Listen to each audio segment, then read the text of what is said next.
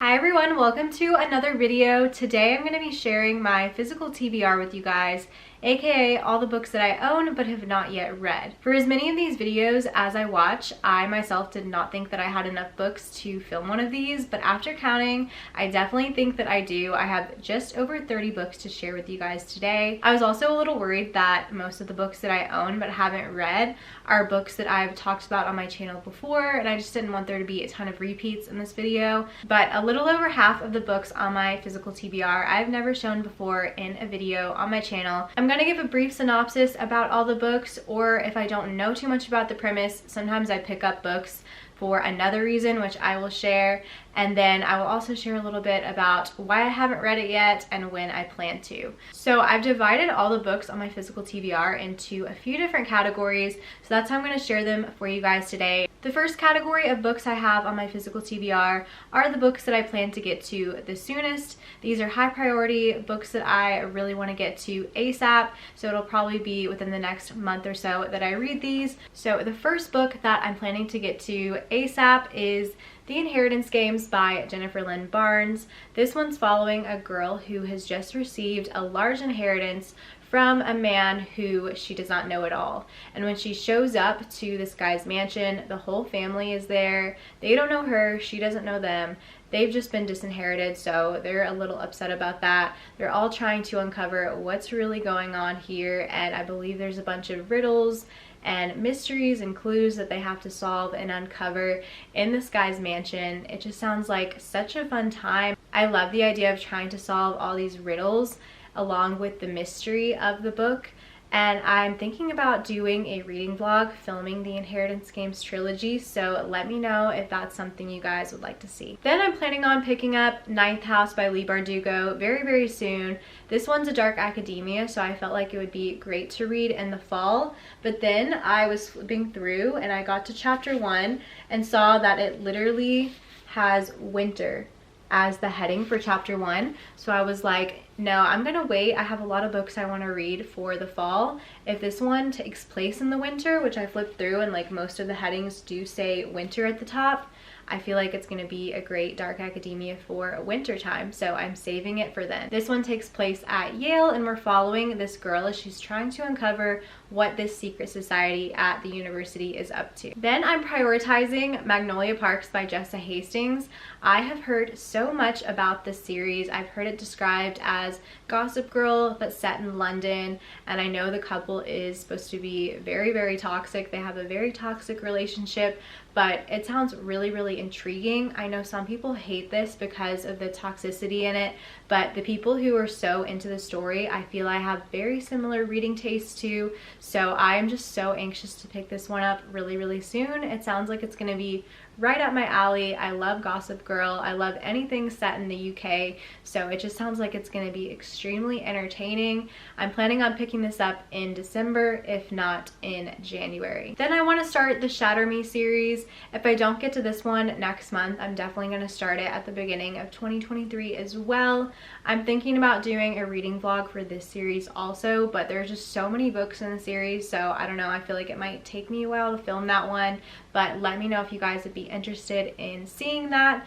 I know this one's a dystopian YA series about a girl with a lethal touch, and she has become imprisoned, I believe, because the government kind of wants to weaponize her. So I've heard a lot of really good things about this series. I think I'm going to really enjoy it. The next category of books on my physical TBR are books that I have deemed seasonal reads. I am saving them for a specific time of year because they either take place in that time or they just give off a certain vibe, whether that be a holiday or a season. The first book in that category is The Pisces by Melissa Broder.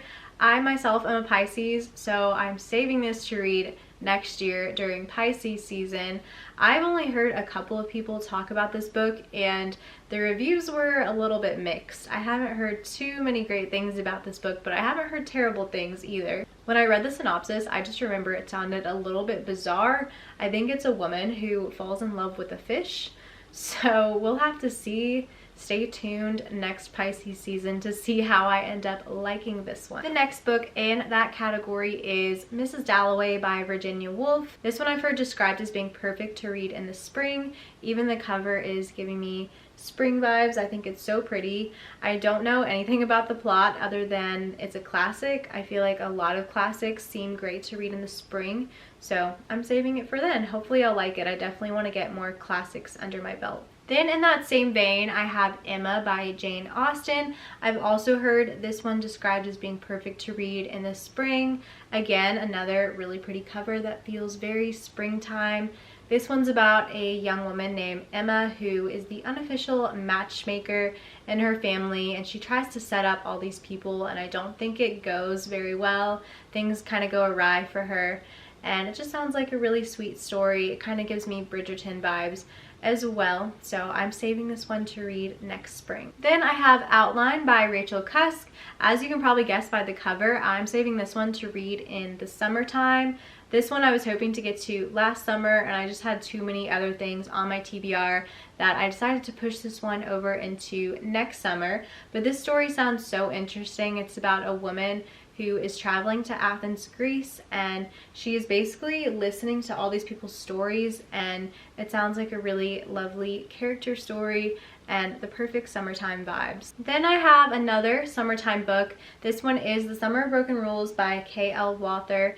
I tried to start this one this past summer and was just having trouble getting into it, so I decided to move on to things I was more interested in and try this one again next summer. It is a YA romance following a girl named Meredith whose sister just passed away. They take a summer trip every year to Martha's Vineyard, and this is the first summer they'll be going without the sister who passed away, and they're there for a family wedding, and it just sounds like the perfect summer vibes. I'm hoping to get into it a little more next summer because I've heard really good things about this one. Then I have another summer read, which is The Unhoneymooners by Christina Lauren.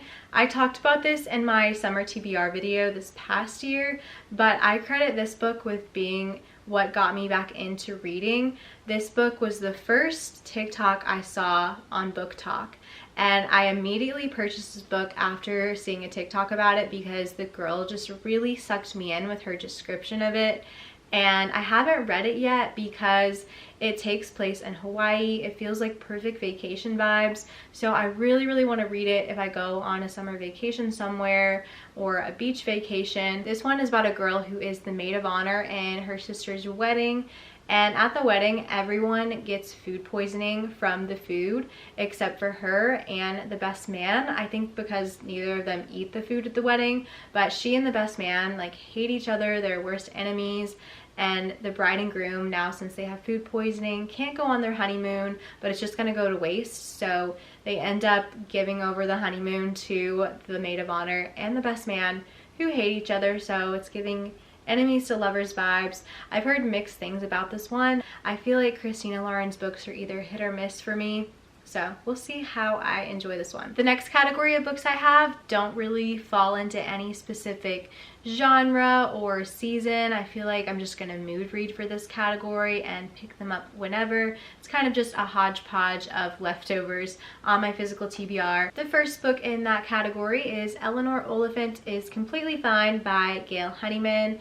This one I initially was drawn to because when I first got back into reading, I was wanting to read all the Reese Witherspoon's book club picks. Now I don't really think too much about that, but I've heard a lot of good things about this book. I know it's following Eleanor Oliphant and just her day-to-day life. I think she's a little bit quirky, and it's just a character study on her. I've heard it's a little bit sad as well, but I've heard that it's a really good story, so I'll pick this one up at some point. Then I have Anxious People by Frederick Bachman. I got this one for my birthday last year, and I definitely want to prioritize it in 2023 because it sounds really good.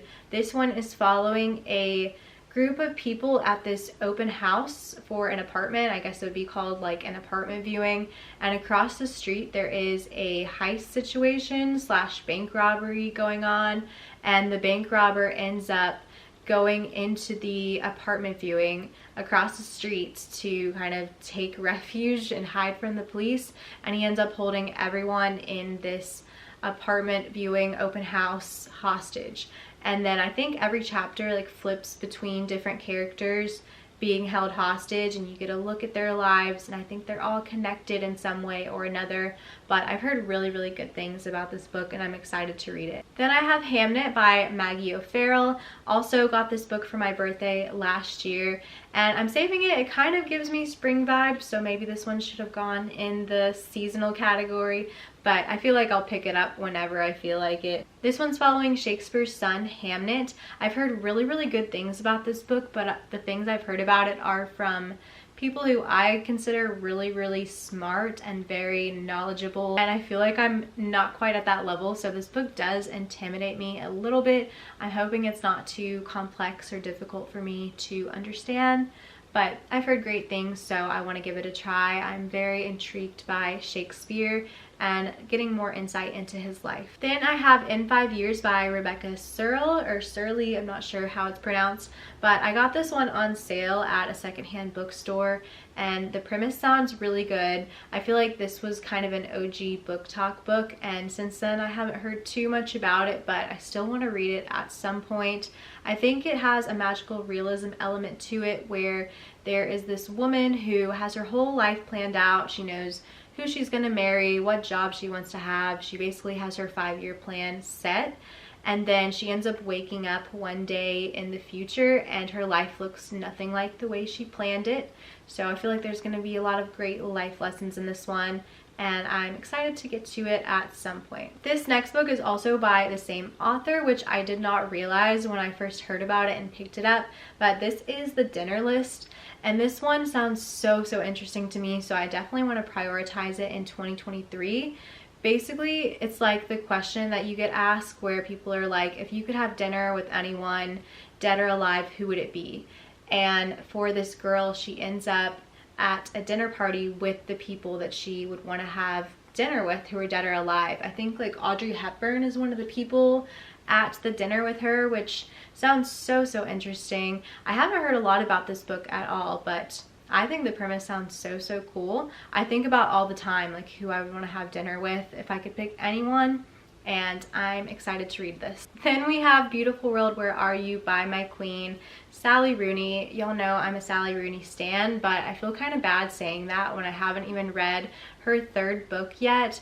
I've just been saving this one because I always like the feeling of knowing that I haven't read everything by authors I love and that I still have something else I can enjoy if I really need it. So I'm saving this one, but also I know that I really do need to read it in 2023. I've kind of been holding out, hoping that she'll announce that she's writing a 4th novel, or a 4th novel is going to be coming out from her soon, and then I'll feel okay about reading this, but I just don't want to like rush through it. I want to savor all the Sally Rooney that I can. This book I also got for my birthday last year. It is Leave the World Behind by Rumaan Alam. Correct me if I said that wrong, but this one I have heard very mixed reviews on. I think it's like thriller slash fiction. It's about this family who rents out this Airbnb, and the owners of the Airbnb end up coming back and tell them they need to stay there because I think there's like a citywide blackout or an apocalyptic type situation is going on. I don't know, it sounds really interesting. I think there's a little twist at the end as well. So it sounds good to me, and I definitely want to pick it up at some point in the future. Then we have Better Than the Movies by Lynn Painter. This one is a YA romance with tons of movie references all throughout it, which sounds super cute. If you follow Haley Pham on BookTube, this is one of her favorite books that she read this year so far, and she raves about this book all the time. So I definitely want to get to it soon and see what she's been raving about in all her videos, because I really trust her book opinions and I like what she has to say. And this one sounds like I'm going to enjoy it, although I didn't enjoy the other Lynn Painter book that she wrote. That one was self-published and it was like a first draft copy she put out, so I'm not going to judge her writing or her works based on that. I think I'm going to like this one a lot more than that one. Then the next book, my husband gave me this book for our first wedding anniversary. It is The Marriage You've Always Wanted by Gary Chapman. Gary Chapman is the author of the 5 Love Languages, which it's so cool that he's the person that like created that, and now the love languages are something that so many people and so many couples use to help them in their day-to-day lives and relationships and knowing themselves and their partners better. So I am always open to hearing more about what he has to say. I feel like he is very smart and could give a lot of great relationship advice. The next book my husband also gave to me, he said he saw it and just thought of me. It wasn't one I was like asking for or anything, but it is The Messy Lives of Book People by Phaedra Patrick. He's like, you're messy and you're a book people, so here you go. I think it's also funny because if you follow Destiny Sidwell on BookTube, she did a video where her boyfriend picked out her TBR, and this was one of the books he picked for her as well. She gave this book 2 stars, and no offense to my husband, but I don't think I'm gonna love this one. We'll see though, you never know. I'll give anything a shot, so we'll try it out at some point. Then I have The House in the Cerulean Sea by TJ Klune. This is the only book on my physical TBR that I've actually read a good bit of. I think I made it to page 150 this past spring, and then I just kind of lost interest, which is no fault of the books. I was just into other things at the time and not really feeling this one, but I will definitely give it another chance at some point. It's about this guy who is basically a social worker, and he goes to this orphanage where all these magical creatures and different types of children that aren't human live, and it was super cute and really endearing. It was kind of giving me Harry Potter vibes, so I will absolutely be finishing this at some point. I'll probably just start back from the beginning because I forgot a good bit of what happened, but I just wasn't really feeling it at the time I was reading it, so I will pick it up again at some point soon. Then I have Eat, Pray, Love by Elizabeth Gilbert. Everyone's probably heard of this or probably seen the movie. I've always wanted to watch the movie, but I definitely want to read the book first.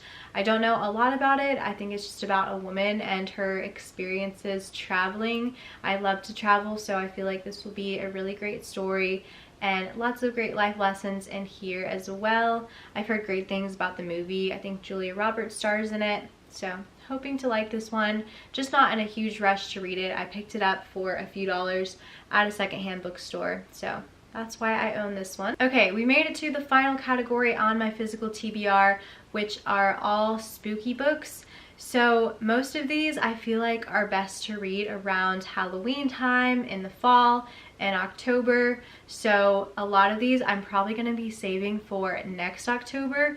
But if there's any books in this category that you feel can be read any time of year and not just during spooky season, definitely let me know, because sometimes I save a book for a certain time period and then I'm like, wait, I definitely could have read this like in the winter or in the summer or any time of year. So these are going to be all thrillers, horror, spooky type books. So first thriller I have is The Push by Ashley Audrain. I've heard a lot of really good things about this one. It's about a mother who has a baby who she doesn't really connect with. Something seems a little off about this baby. I don't know if the baby's like evil or what the deal is, but it sounds really interesting. I feel like this is a thriller that I can definitely read any time of year, so I'm not necessarily saving this one for next October. I'll probably get to it just whenever I'm in the mood for it, because I am super excited to read this one. Then I have Local Woman Missing by Mary Kubica. I also got this for my birthday last year. This is another one that I feel like, I don't know, kind of seems like winter vibes based on the cover, so I might read this one pretty soon, like in January, instead of saving it for spooky season.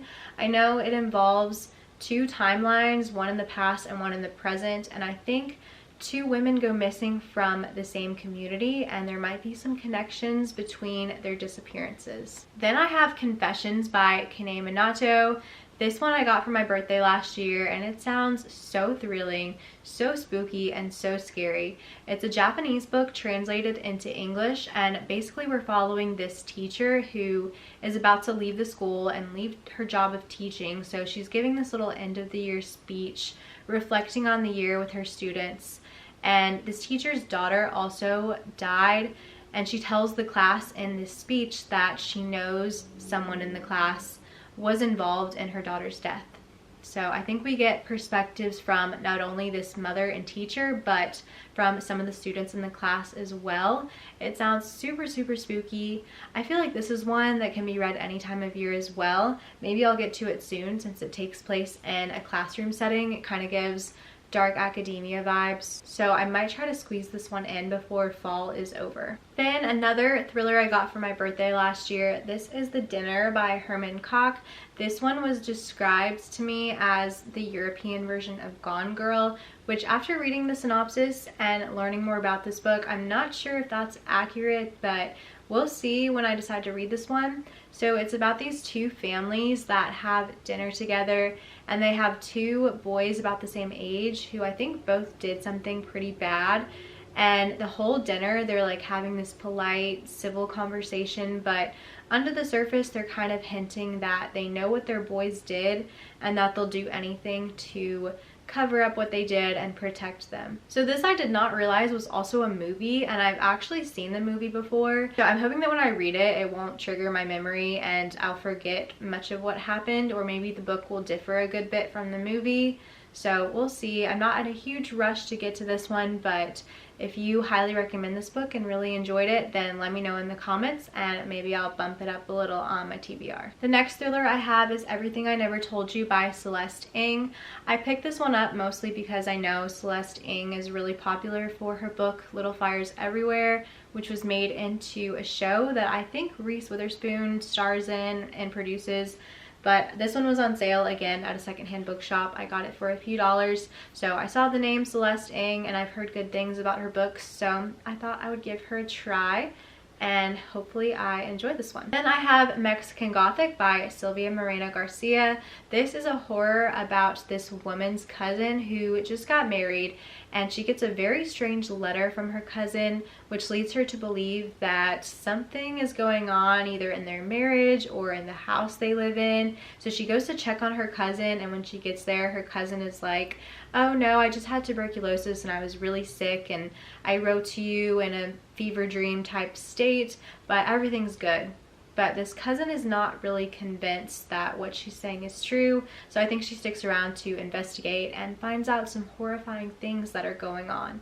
This one definitely gives me Halloween, October, spooky season vibes, so unfortunately I didn't have time to read it this past October, but I will be saving it for next October. In My Dreams, I Hold a Knife by Ashley Winstead. This is one I picked up for my Dark Academia reading vlog to potentially read, and I didn't get around to it, so this is one I'm thinking I should probably save for next October as well. I've seen a ton of 5-star reviews for this one, so I am highly anticipating it and I want to read it at the perfect time, and I'm saving it for the right moment. This one's following a group of students who are at a college reunion and they're rehashing the details of their friend's murder that took place in college and uncovering some details, and I think it's pretty twisty and I'm just very excited to read this one. So let me know if you think I should save it for next October or if you think I can pick it up at another time. Another Dark Academia book I got for that same vlog is If We Were Villains by ML Rio.